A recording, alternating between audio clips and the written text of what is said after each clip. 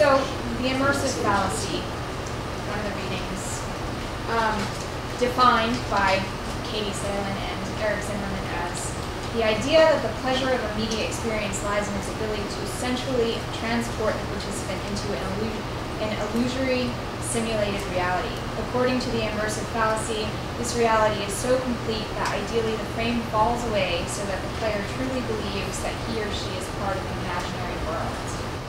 But one of the points that they make is that, in fact, the focus of the commercial game industry specifically on the creation of sensory immersion, the fact that they hold that up as the end project to which they aspire, actually keeps the game industry from progressing aesthetically because they're not recognizing the intrinsic properties of game form. In one way or another, we do want people to be involved, to be immersed, to be engrossed, and therefore to set up this kind of fake opposition between sensory immersion and conceptual immersion gets us nowhere. Neither one of them is true.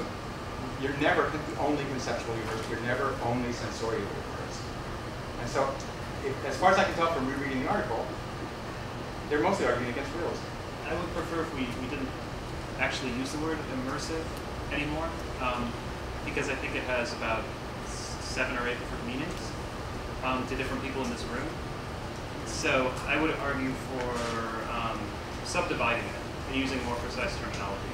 Okay, I see sensory immersion. That's the only one that says immersion. So sensory immersion, I'm thinking, is your senses being supplied with experiences.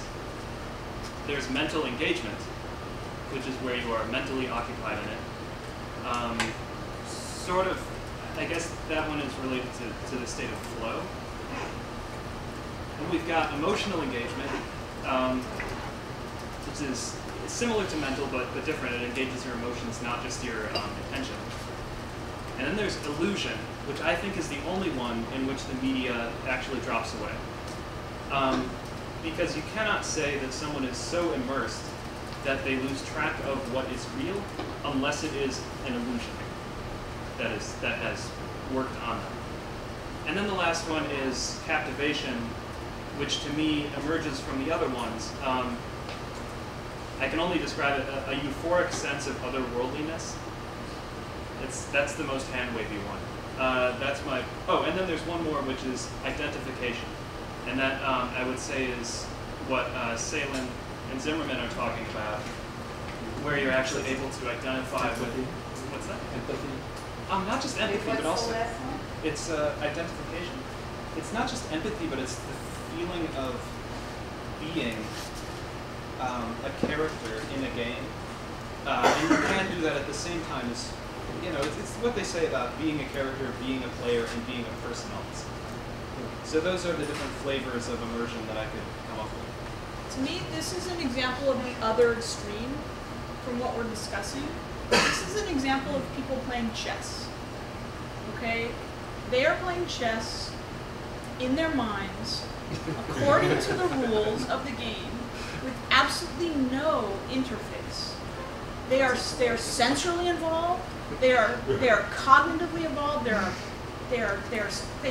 completely immersed in something that isn't even an alternate reality game. They're completely involved in nothing but the rule set of chess.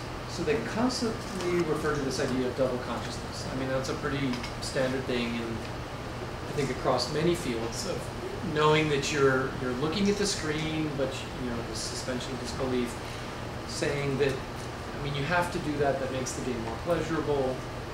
And I guess what I don't see though in here are examples of what that means. Like I can think of an ARG, which would embrace being kind of in the game, but also being outside the game, or the magic circle, or whatever you want to call it.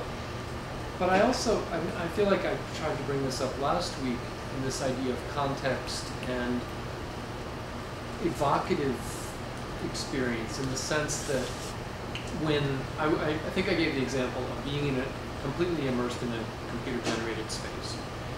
And it fell flat to me, and I was looking for ways to trigger more memory and evoke other kinds of experience.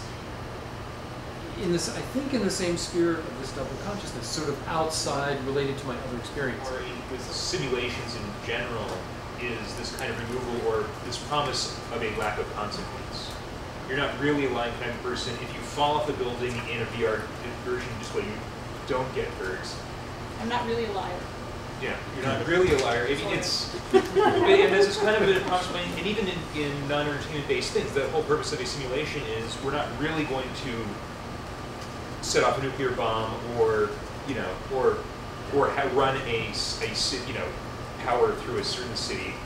We're going to see what it's like, tweak variables and see what happens. So there is, ironically, while there is this sort of handwaving, that immersion is supposed to be, indistinguishable from reality. There is virtually always this. At the end of the day, it is very separate. You want it to be separate.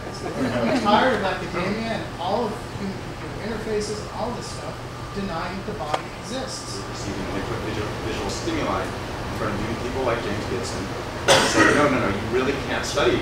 That's not how we are in the world. We move through the world, we're active. We perceive a visual field that sort of flows by us as we move through it, and I think VR largely came out of work like that. And I think that's I think those insights, I still don't think that they've been assimilated in the sense that I still think perception is largely understood by great, there's still people who haven't got it. So I think it's a very important aspect of experience. It's very valid to use those insights to try to build media experiences. But I think even if you could do it, even if there weren't resolution problems, even if there weren't field of view problems, even if you could do it as well as you could possibly do it, you still wouldn't necessarily have something worth experiencing. Yes. And the ones that have been worth experiencing have always been more than that already. I just want to map them, and I think sort of like the hubris, especially with early VR, is that it's not like the remapping is more of an attempt to be one-to-one. So no longer will a joystick define your head rotation, but now your head rotation will define your head rotation. And the problem with that is that okay, now when you attempt to do this and say your lag is some milliseconds off. I mean, you exist with your head as a tool, the muscles of your neck as a tool in a way. And when that's off, we know it, and it's really wrong. You know what I mean? It's not the challenge to create something that's real. It's the challenge to create something that the mapping is correct and the relationship is lawful. And that's the way things should go and are going. I mean, to foreground the notion that we talk about the realism of photorealism, always taking into account the conventions of the photo, right? So we don't ascribe to photorealism, realism of a referent. We ascribe to it the quality of the realism of a photographic representation. Yeah, originally photorealism referred to as a style of painting.